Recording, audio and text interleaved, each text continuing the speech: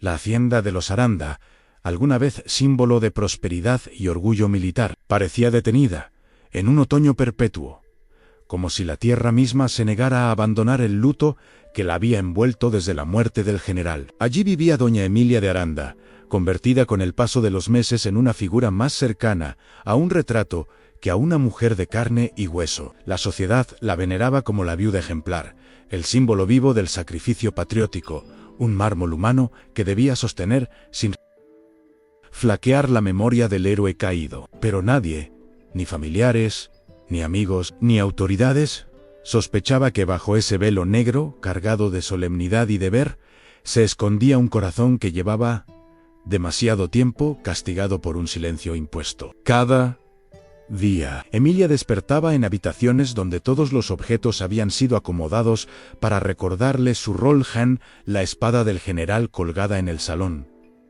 los uniformes en vitrinas relucientes, las cartas de felicitación del gobierno dispuestas sobre el escritorio, una tras otra, como un coro de voces exigiendo devoción eterna. En aquella casa que siempre había sido grande, ahora solo quedaban ecos ampasos, que sonaban demasiado fuertes en los pasillos, servidumbre reducida a la mitad por órdenes del cuñado para ahorrar, y ventanas que miraban hacia viñedos marchitos que nadie se atrevía a tocar. Ese era el mundo de Emilia, un mundo controlado por la memoria del hombre muerto y por las ambiciones del hombre vivo, que pretendía ocupar su lugar, el coronel Rodrigo de Aranda. Nada en la vida de ella parecía dispuesto a cambiar, hasta el día en que dos jinetes aparecieron en el camino principal con una orden real que, sin saberlo, abriría una grieta profunda en el muro de luto que la rodeaba. La llegada del capitán Lucas Weiss, enemigo de la patria y prisionero honorable bajo custodia del Estado, fue para Emilia como una tormenta que se extendía más allá de los límites del clima. Desde la ventana del salón principal, vio su figura descender del caballo bajo la vigilancia severa de los soldados del gobierno a un hombre alto, de mirada dura y uniforme desgarrado, cuya sola presencia parecía desafiar el aire solemne de la hacienda. Era irónico y cruel, pensó Emilia sin decirlo en voz alta, que precisamente su casa, el santuario construido en honor del héroe fallecido, fuera ahora el lugar elegido para alojar al enemigo capturado. Pero lo que más la perturbó no fue la idea abstracta del enemigo, sino algo mucho más íntimo, la manera en que Lucas, incluso cansado, herido y cubierto de polvo, se mantuvo erguido, sin bajar la mirada, como si se negara a aceptar el papel de monstruo que las canciones patrióticas habían tejido en torno a él.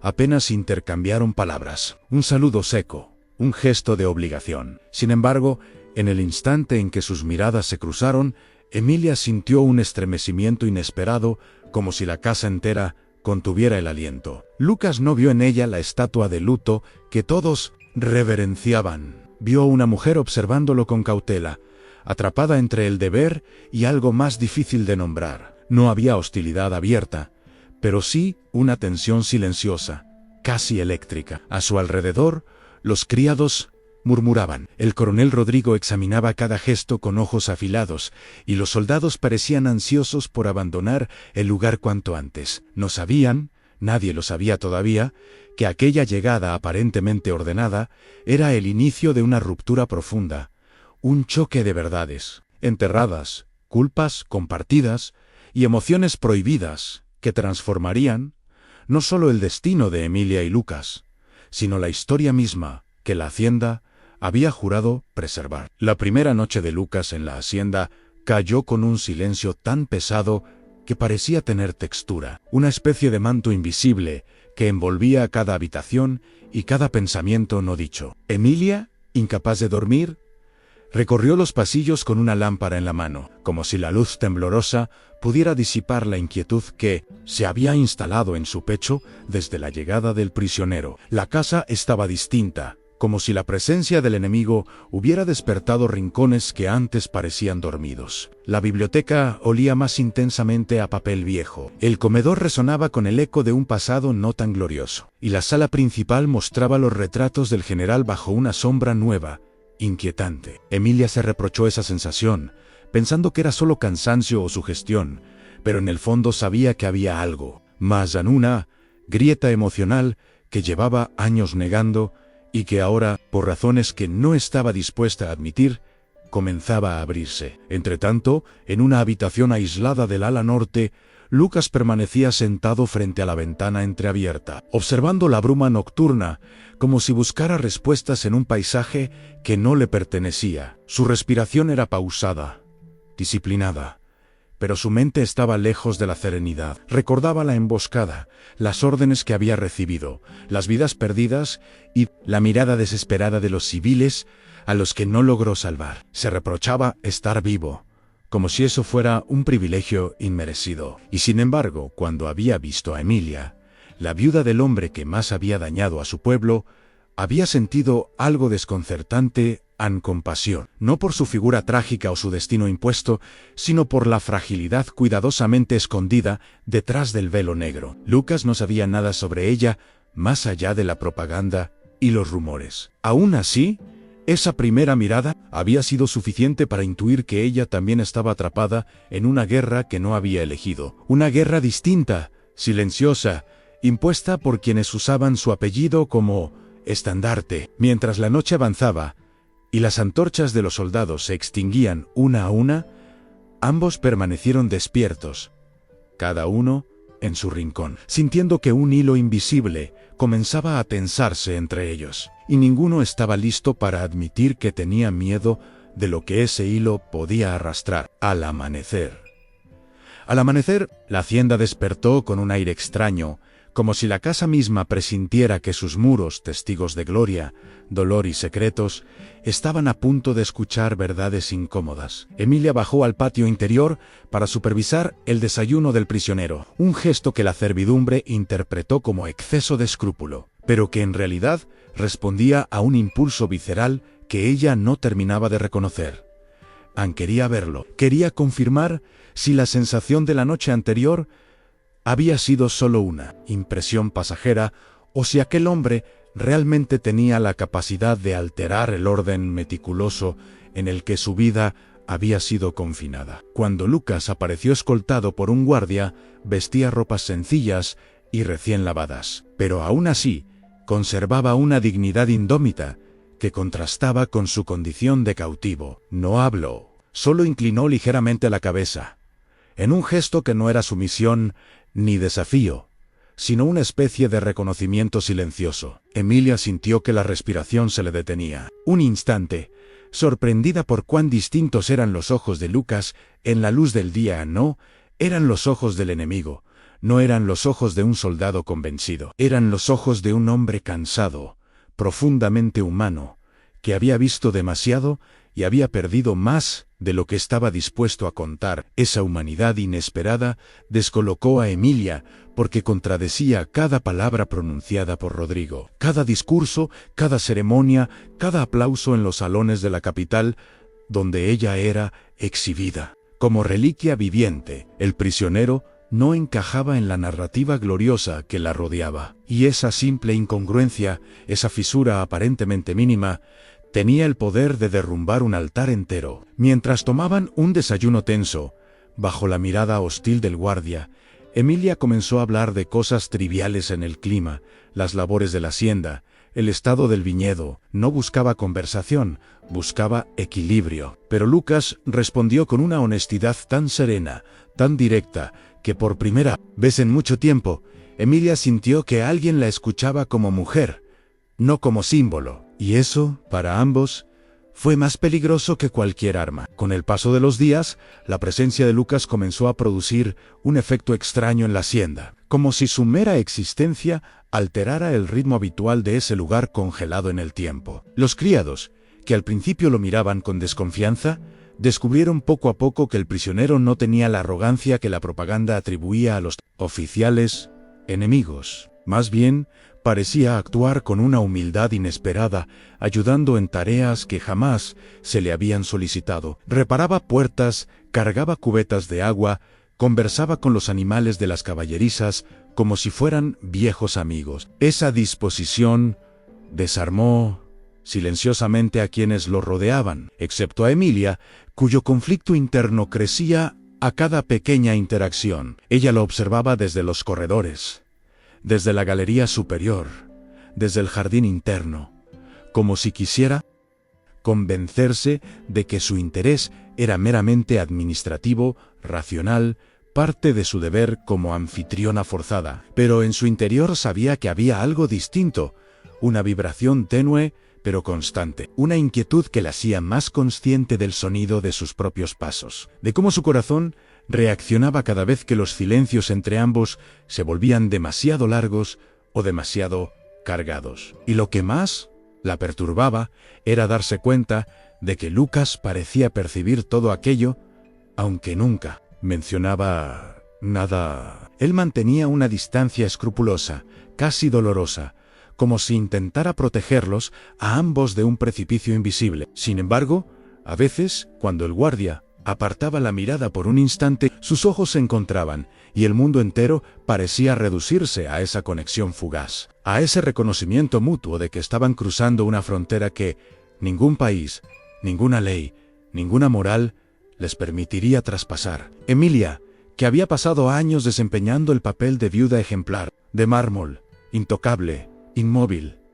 empezaba a descubrir en sí misma una calidez olvidada. Lucas, que había sobrevivido a batallas atroces, experimentaba un tipo de vulnerabilidad que la guerra jamás le provocó. Ambos, sin saberlo del todo, comenzaban a cambiar. Una tarde, mientras el sol teñía de oro las paredes de piedra y el viento traía el aroma de los viñedos secos, Emilia encontró a Lucas solo en la biblioteca, una habitación que durante años había sido santuario del general y que ahora parecía respirar un aire completamente distinto. El prisionero sostenía uno de los libros preferidos del difunto, deslizando lentamente los dedos por letras que no comprendía del todo, como si el mero tacto pudiera revelarle un significado oculto. Emilia lo observó en silencio antes de entrar. Había algo profundamente íntimo en esa escena, una mezcla de respeto y melancolía que la conmovió sin aviso. Cuando él levantó la vista, sus miradas se encontraron de nuevo, pero esta vez no hubo evasión ni excusa para apartar los ojos. Lucas habló primero.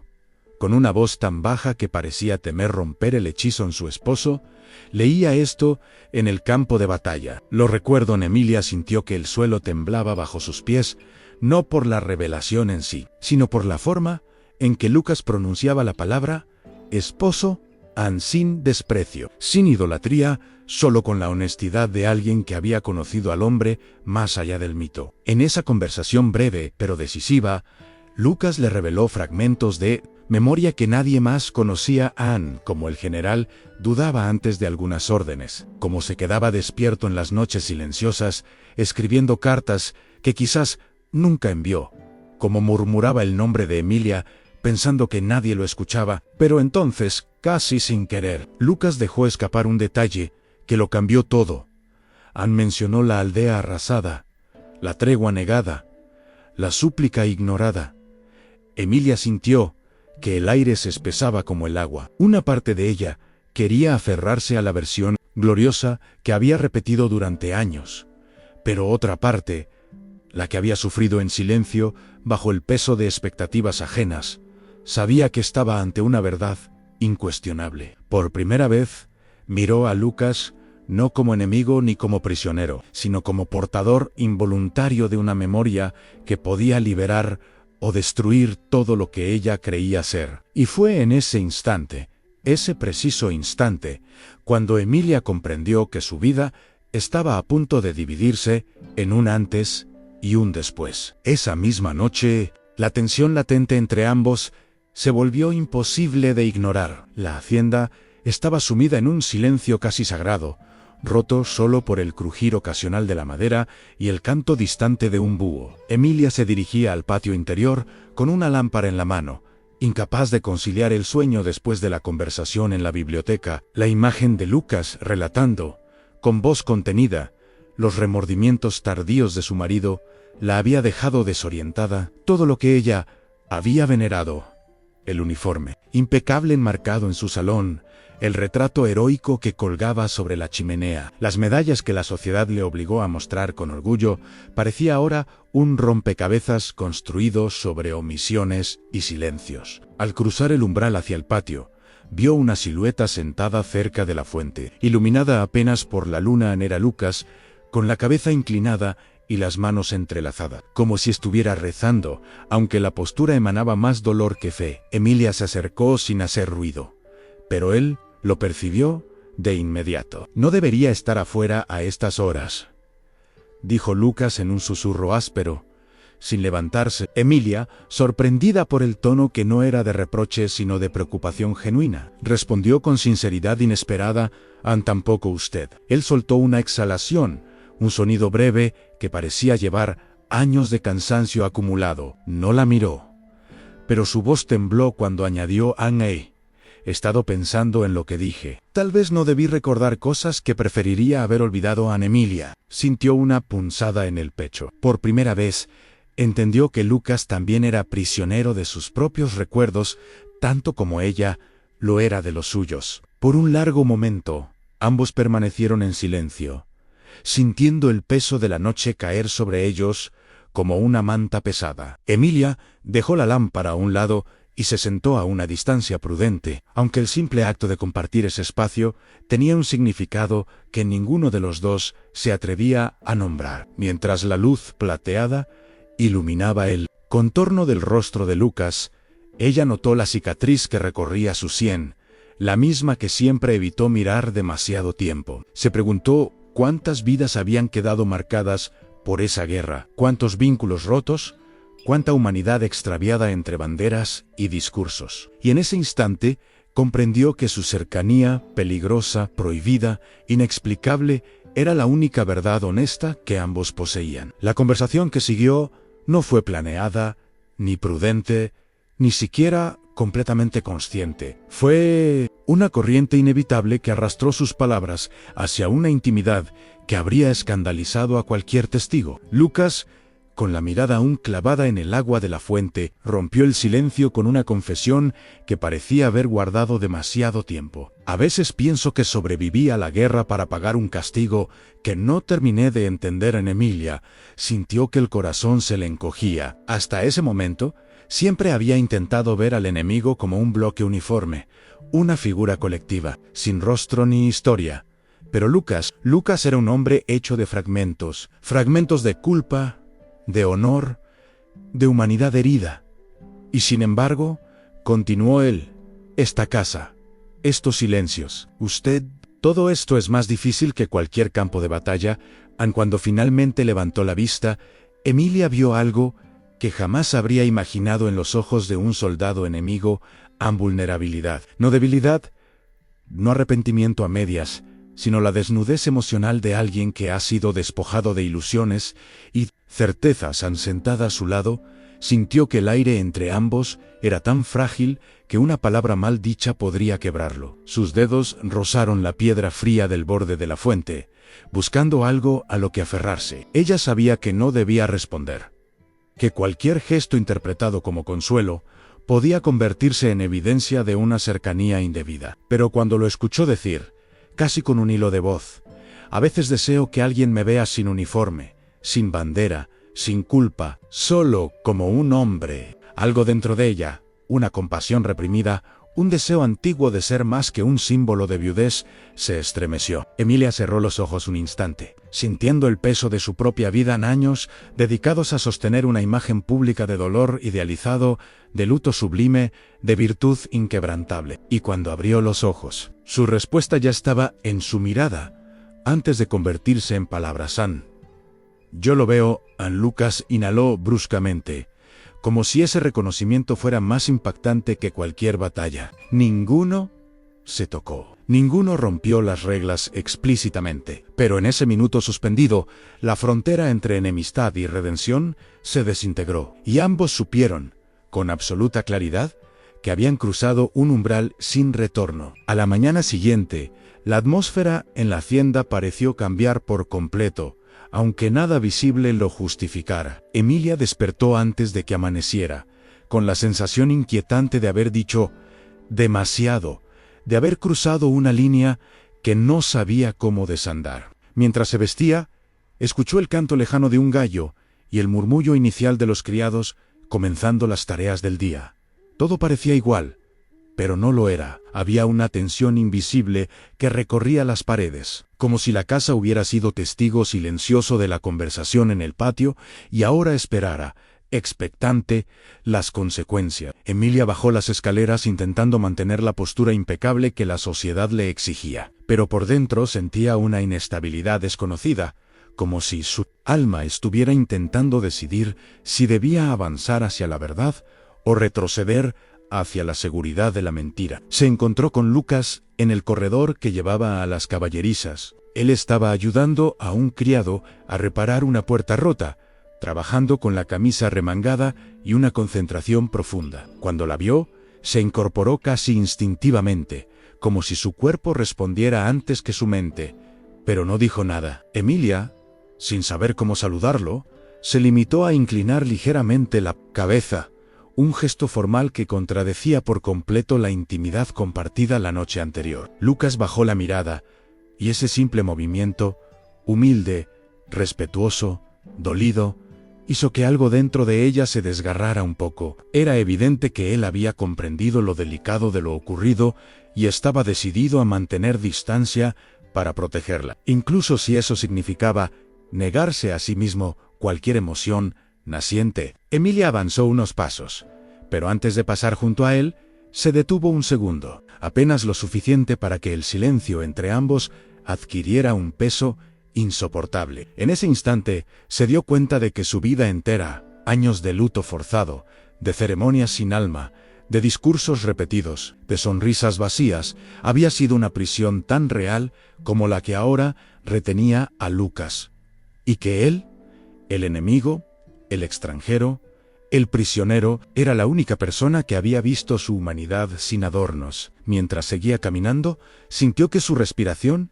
se aceleraba, como si su propio cuerpo estuviera intentando anticipar una verdad que su mente todavía no se atrevía a pronunciar. Fue durante el almuerzo, frente a una larga mesa, donde solo ella y Rodrigo tomaban asiento, cuando Emilia comprendió que el peligro que los rodeaba no era únicamente emocional, sino político, letal. Rodrigo, como siempre, hablaba sin pausa, utilizando palabras que parecían cuidadosamente elegidas para recordarle su lugar en la estructura familiar. Comentaba sobre reuniones próximas, sobre homenajes planeados para el difunto general, sobre discursos que debía aprender para no decepcionar a quienes veneraban su memoria. Emilia asentía de manera automática, como una muñeca perfectamente entrenada, pero su mente estaba lejos, perdida en las revelaciones de Lucas. En la tensión se intensificó cuando Rodrigo mencionó la vigilancia del prisionero. «No confío en ese hombre»,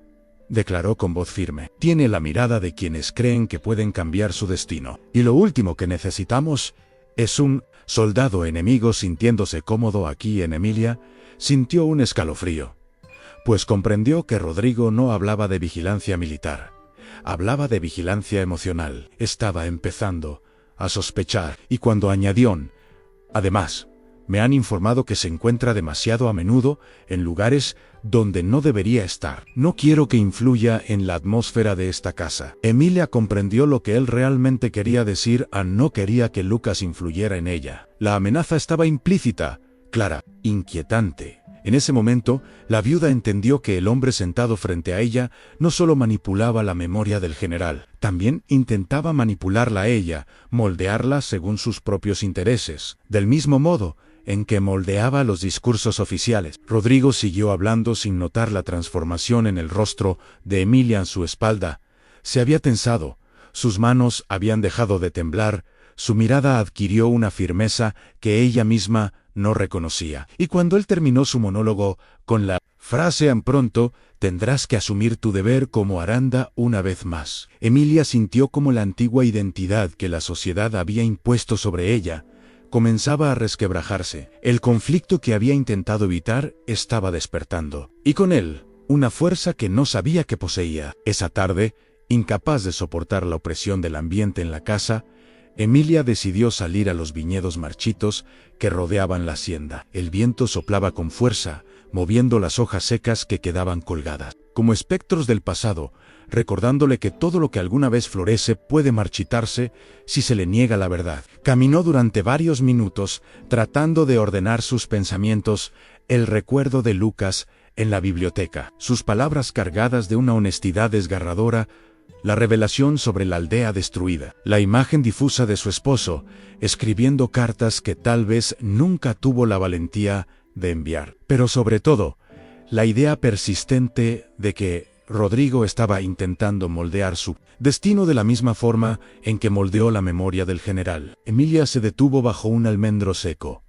respirando con dificultad, como si el aire frío quisiera arrancar de su pecho un lamento que ella se negaba a pronunciar. Sentía el peso de dos mundos enfrentados, el que la sociedad esperaba que habitara, casto, devoto, patriótico, sumiso, y el que su corazón empezaba a vislumbrar, herido, incómodo, honesto, humano. Cuando escuchó pasos detrás de ella, giró rápidamente esperando a Rodrigo, pero encontró a Lucas, de pie a unos metros, detenido como si temiera acercarse demasiado. Su rostro mostraba una expresión que mezclaba preocupación, culpa y una tímida esperanza que intentaba ocultar. Emilia lo observó durante un largo instante, sin hablar, no porque no tuviera palabras, sino porque presentía que cualquier palabra dicha en voz alta rompería el equilibrio frágil que ambos estaban intentando sostener. Fue él quien dio el primer paso hacia ella, un movimiento breve,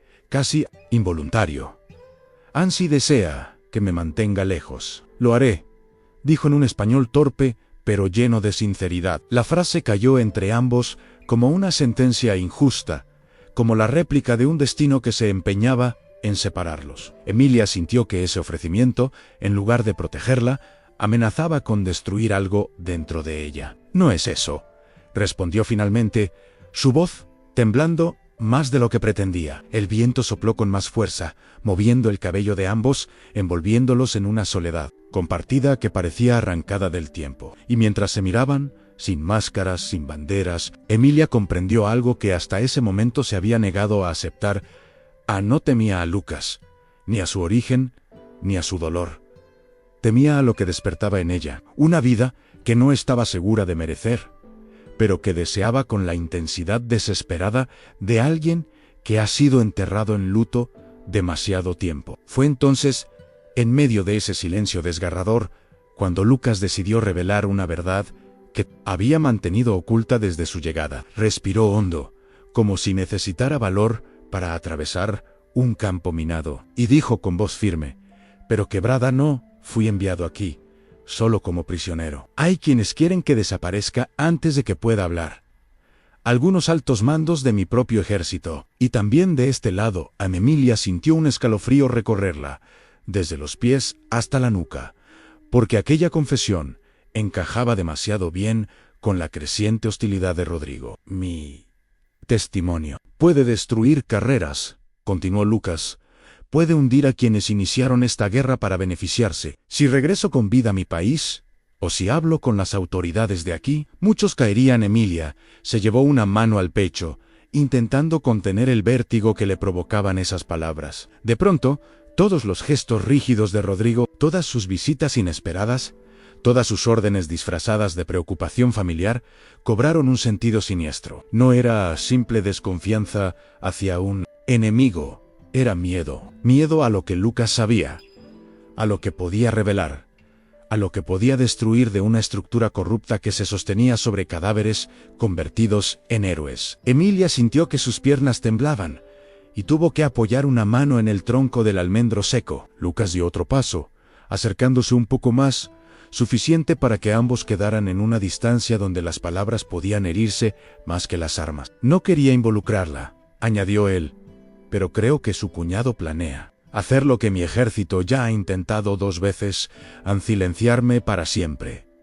Emilia cerró los ojos un instante, sintiendo que el viento parecía rugir alrededor de ellos, como si intentara advertirles de algo inminente. Cuando volvió a abrirlos, su mirada tenía una claridad feroz, surgida no del miedo, sino de una determinación que nunca antes había experimentado. «No dejaré que te hagan daño», dijo, con una firmeza que sorprendió incluso a ella misma. Lucas entreabrió los labios, incrédulo, casi dolido. «¿Por qué?», preguntó.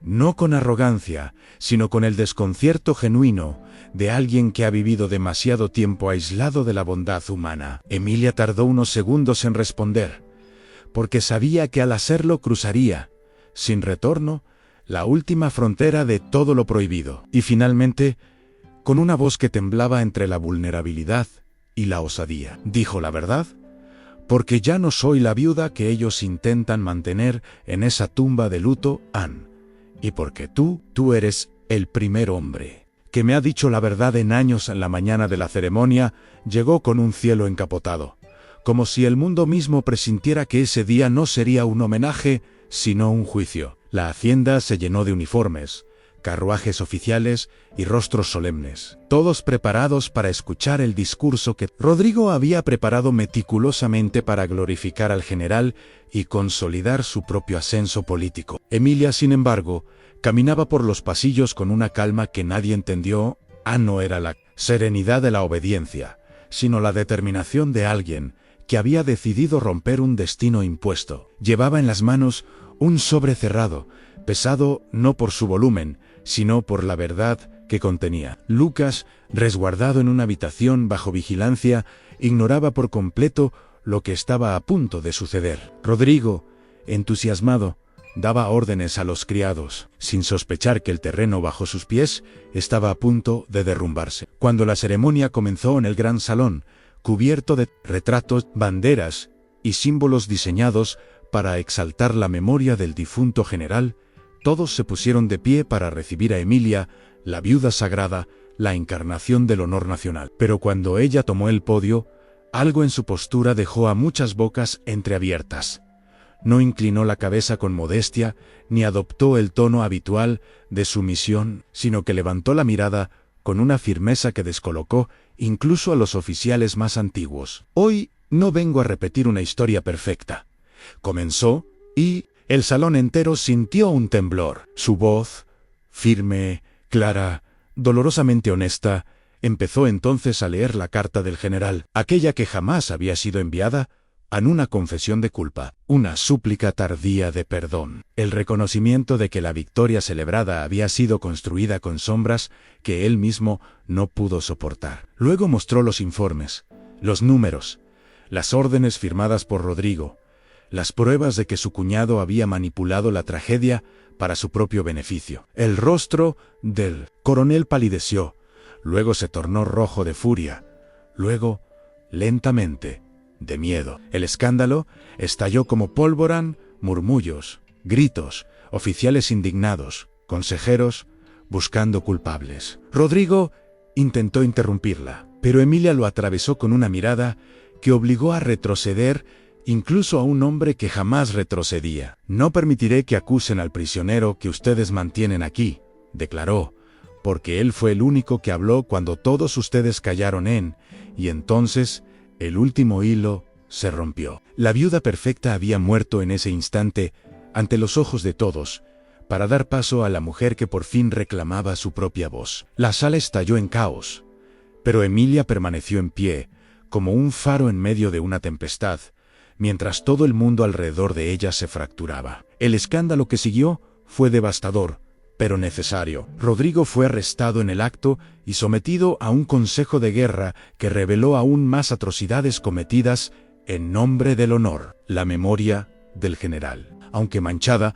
fue finalmente colocada en un lugar humano, en lugar de mítico Anya, no una estatua perfecta, sino un hombre complejo, capaz de errores profundos y arrepentimientos tardíos. Lucas fue liberado oficialmente pocos días después, aunque con la orden estricta de abandonar el país. La noche de su partida, el cielo estaba cubierto de nubes bajas, y el sonido del viento parecía llevar consigo los lamentos y los susurros que habían habitado la hacienda durante tanto tiempo. Emilia lo acompañó hasta el límite del camino, lejos de las miradas, lejos de los juicios, lejos de los restos de un pasado que ya no la definía. No hubo promesas dramáticas, ni besos robados, ni juramentos imposibles, solo dos personas dejándose ver de verdad por primera vez. Lucas le tomó las manos, con la timidez de un hombre que teme quebrar lo que ama menos, y dijo sí, Algún día decides cruzar cualquier frontera, no importa cuál. Yo te esperaré. Ana Emilia no lloró. Ya había derramado lágrimas suficientes en su vida, solo asintió, con una fuerza tranquila que revelaba el renacimiento interior que había experimentado. Él se marchó, y ella volvió caminando hacia la hacienda que un día fue su prisión voluntaria. En los meses siguientes, Emilia vendió una parte de las tierras para ofrecer compensación a los sobrevivientes de la aldea destruida, no para redimirse, sino porque era lo justo. Luego abandonó la ciudad, excusándose con motivos de salud, aunque todos sabían que simplemente estaba dejando atrás un papel que nunca eligió. Años después, en una pequeña casa junto a un lago en territorio extranjero, la vida de Emilia brillaba con una serenidad que jamás había conocido. Convertida en maestra y cuidadora de niños refugiados, descubrió que sanar tenía muchas formas. Un día, mientras barría la entrada, escuchó pasos familiares. Lucas apareció, sin uniforme, sin cadenas, sin guerra. No necesitó anunciarse. Ella sonrió con la expresión de alguien que por fin encontró un hogar, no en un lugar, sino en un rostro. Él preguntó, ¿todavía crees que es traición elegir un futuro distinto? Y ella respondió, ¿an traición? ¿Sería seguir viviendo como sombra? En ese instante quedó claro que, aunque el mundo jamás comprendería del todo su historia, ellos habían ganado algo que ningún país podía conceder o arrebatar: la libertad de elegir, la paz de ser humanos y el tipo de amor que se construye solo después de desmantelar todas las mentiras. Si esta historia te tocó el corazón, si te dejó reflexionando sobre el amor, la verdad y el peso de las decisiones que cambian el destino, te invito a apoyar este canal para que podamos seguir creando relatos llenos de emoción, pasión y profundidad. Cada una de estas historias exige horas de dedicación, sensibilidad y respeto por quienes disfrutan de un buen romance histórico. Por eso, tu participación es esencial. Dale me gusta a este video. Déjame un comentario contándome qué parte te impactó más. Y comparte este contenido con alguien que también ame este tipo de narraciones. Tu voz mantiene viva esta comunidad y nos permite seguir creciendo juntos. Y si aún no lo has hecho, te invito a suscribirte al canal y activar la campanita para que no te pierdas ninguno de los próximos episodios. Aquí encontrarás historias prohibidas, amores imposibles, secretos familiares, duques atormentados, heroínas valientes y finales que desafían a la sociedad de la época. Cada semana descubriremos un nuevo romance lleno de drama, misterio y emoción. Tu suscripción no es solo un gesto técnico, es una forma de decir quiero más. Gracias por acompañarme, por emocionarte conmigo y por hacer que estas historias sigan teniendo un lugar donde existir. Nos vemos en el próximo capítulo.